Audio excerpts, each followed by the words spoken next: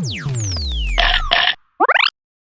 Munchers, welcome if you're new. I'm Alyssia and it is almost Halloween. Every year I've made some type of candy treat to share, but this year I wanted to take it to the next level. We always strive for progress at Mind Over Munch. So today I am bringing you 3 DIY vegan candy bars. Thumbs up if you're stoked. Let's start with my homemade Butterfinger.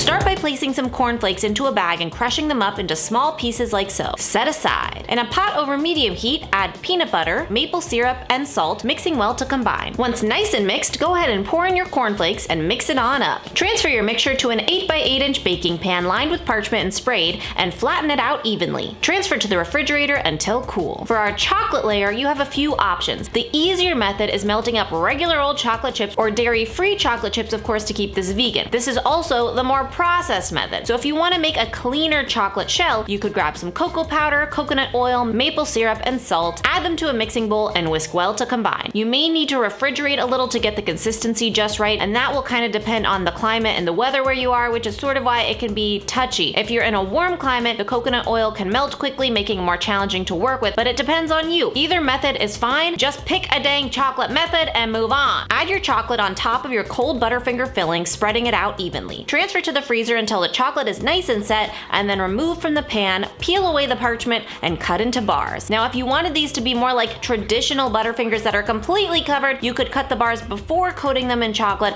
and then coat. But to me, spreading the layer of chocolate helps eliminate a step and cuts back on some of the fat, calories, and sugar. This seriously tastes like a Butterfinger. The cereal gives us that crispy texture, and the peanut butter and chocolate flavor combination is not disappointing. Next, let's make one of my personal favorite candy bars, Twix. We'll start with that cookie layer. In a large mixing bowl, add coconut oil, maple syrup, and salt. Whisk well to combine until nice and integrated. Then we're just gonna add some coconut flour and mix until a dough ball forms. Transfer your dough ball to an 8x8-inch baking dish lined with parchment and sprayed, and flatten it out nice and even along the bottom.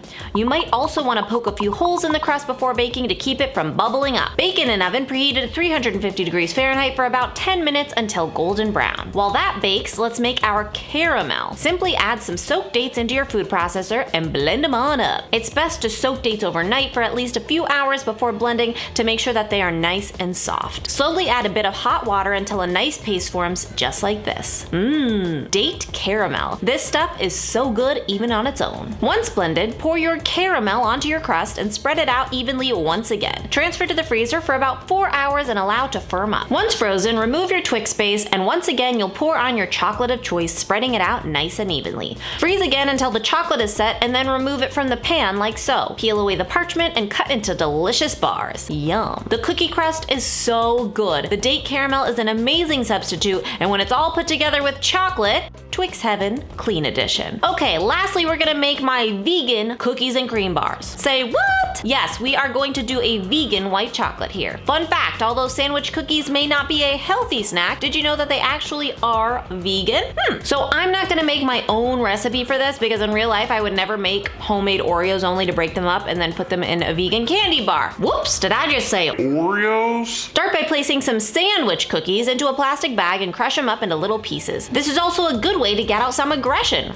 Go ahead and set those crumbles aside. Now we're gonna make our white chocolate. Boil a pot of water and then place a large glass bowl on top to make your double boiler. Into a glass bowl, add cacao butter and coconut butter. Mix well to combine. Once nice and melted, we're gonna add in some maple syrup, sweetener of your choice. The sweetener is just to lighten up the sugar, but you could just sub extra maple syrup, and vanilla extract. Whisk until fully integrated. Perfect. Grab a candy bar mold. I just got this one on Amazon and I will link it below, and sprinkle on your Oreo crumbs like so. Then you're just gonna pour your white chocolate mixture until the molds are nice and filled. Transfer to the refrigerator until set, and then you can simply pop out the bars from the mold. Delicious! I am obsessed with this cookies and cream bar. It is so good. So creamy, so tasty, but absolutely vegan. Pretty cool. If you think it is cool, I hope you will share this video. I did not touch on the most popular Halloween candy this episode, Reese's. But fret not, I am sharing my Reese's recipe on Facebook today. It's pretty darn good if I do say so myself, so be sure to check that out at facebook.com patreon.com/mindovermunch. Now briefly, I did not calculate out the macros for these, but I'm gonna guess they aren't actually much different than the traditional. So ingredients like coconut oil and cacao butter and peanut butter are still high in fat. The main benefit of these recipes, in addition to them being vegan, is that they're using cleaner ingredients. So it's fun to make your own candy, go ahead and enjoy. I just don't want to fool anyone here and tell you this is healthy.